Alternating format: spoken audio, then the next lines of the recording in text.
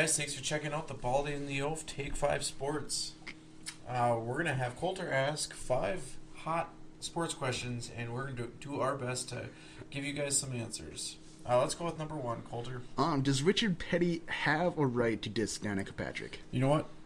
His comments hurt. If you guys know what he said, he pretty much said that Danica Patrick, the only way that she could win a race is if everybody stayed home, all the racers. That's kind of It's harsh. pretty brutal. I don't really... I mean, I'm not going to... Richard Petty definitely deserves, to say something because, he's one of the best racers of all time. Yeah, 200 wins. It's insane. But isn't it kind of disrespectful? But the thing is... She's GoDaddy girl. Yeah, but... She's attractive. Yeah. Could someone actually take this, saying that Richard Petty is sexist in a way? A lot of the misconception, I don't even know if it's a misconception, is that NASCAR drivers are sexist, because they don't want women in their sport. Yeah, because if you think about it, NASCAR, a lot of people kind of generalize it with being redneck or kind of. Yeah. It's definitely feels like a redneck sport to someone who's not comfortable I'm with someone it. Who is a NASCAR fan. I live in northern Minnesota. So. Yeah, but and you're definitely not redneck though. A redneck is the kind of person that sleeps in a trailer with a horse in their bed. What? That's not a redneck. That's what rednecks do. It's really country people, but but yeah, I could definitely see this going either way. Richard Petty definitely does have the right to say what he said because he is who he is. He's earned his right to say what he wants, and he's entitled to his own opinion, and that's pretty much it.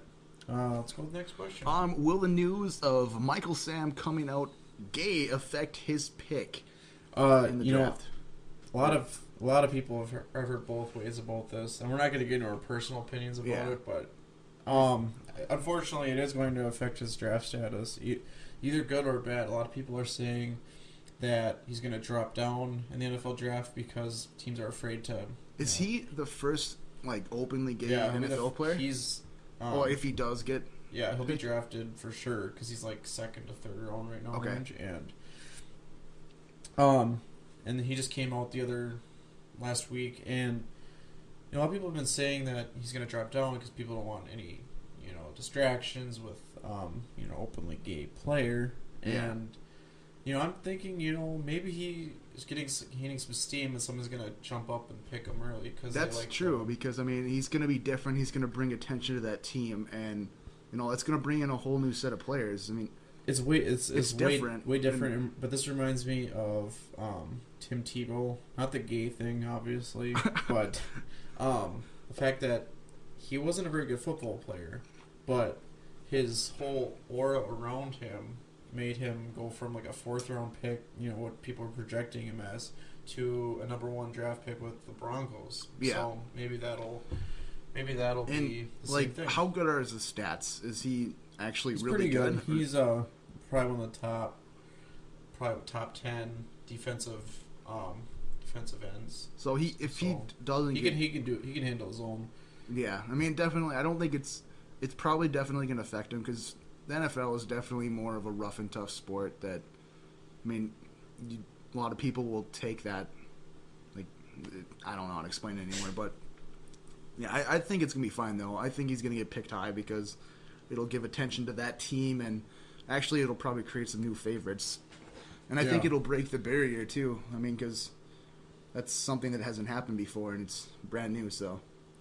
Well said, Coulter. Let's go with the next question. All right. Richie Incognito versus Jonathan Martin. Who you got? You know what? If you guys haven't heard, it's a long-going battle between Dolphins offensive lineman Richie Incognito and Jonathan Martin. It's just going back and forth from he said. Basically, this all goes back to last season where Jonathan Martin he said that he was being bullied by other teammates, and he said, Richie Incognito was kind of the culprit. And that immediately led to Incognito being suspended for the rest of the season with the Dolphins. And now Incognito, who is a free agent now, has said, we're friends. Jonathan Martin and I are friends, and, and this is just a big misunderstanding. But it's a lot of he said things I could say. But anyways, yesterday, while recording this, Richie Incognito went on Twitter and pretty much called out Jonathan Martin and said, the truth will come out, the truth will bury Jonathan Martin. And I'm just starting to wonder if, Jonathan Martin... Actually, if it might not have even happened. I mean, it's possible he definitely got bullied, but it's possible that Incognito didn't even... He wasn't the prime They released suspect. like a bunch of text messages, like with Richie Incognito saying a bunch of like racist, sexist, homophobic things, and that can come off as bullying. Yeah. But the thing was, Jonathan Martin was participating in that, and he just kept going with it. So there's no way for him to know. I mean, at least with Richie, he says that he's an a-hole, but at least he says it. He's not gonna. Yeah, and Jonathan's kind of hiding it. He's kind of coming off as like victim, and I don't know if it's. It's true. Maybe he's just trying to come off as the victim to kind of hide his jerkness. That I mean, he was. If he was participating in this and those texts got released and stuff showing that he was kind of a jerk and saying really mean things, he might have just. And that would give you some pretty bad rep, and he might not want the bad rep, so he might be. I don't know what. I mean, it'll all come out at some point, hopefully, and we'll find out then. Let's go to the next question. How will Derek Jeter be remembered? Derek Jeter is a phenomenal baseball player. Definitely. I grew up watching him, hating him because he was destroyed the Twins, but he'll be remembered as a winner. He won 4 World Series championships with the New York Yankees, and he went to 14 All-Star games. Just so many stats. He leads the team in stolen bases, hits, games played. He's a legend. Yeah, he's a legend, and first ballot Hall of Famer. Probably one of the top 5 greatest New York Yankees of all time. I mean, class act. I don't think anybody has any suspicions of him using steroids or performance-enhancing drugs at all. Yeah. Just a phenomenal career. Yeah, definitely. I mean, Derek Jeter, even, I've kind of been out of baseball, out of the loop for now a while, but Derek Jeter is one of those players that when I was in the loop, he was one of the players that I didn't really like, but I respected for their skill. Yeah, reminds me a lot of Minnesota sports fans, but Brett Favre when he was with the Packers, Yeah, you'd hate him, but you'd respect him. Definitely. And then you loved him when he came. Yeah, I almost won us the Super Bowl. Definitely. So. Let's go with the last question. Number 5, who is coming home with the gold in men's hockey for the Olympics?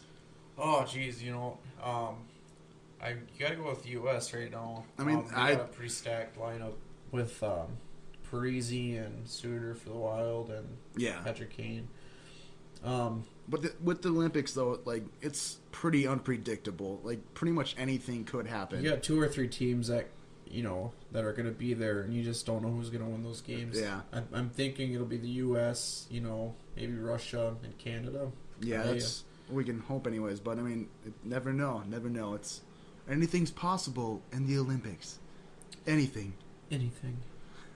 But, well, is that it for today? I think that's it for our questions. Our Take 5 Sports. Thank you for our first Take 5 Sports. We'll be doing this again. Hopefully weekly.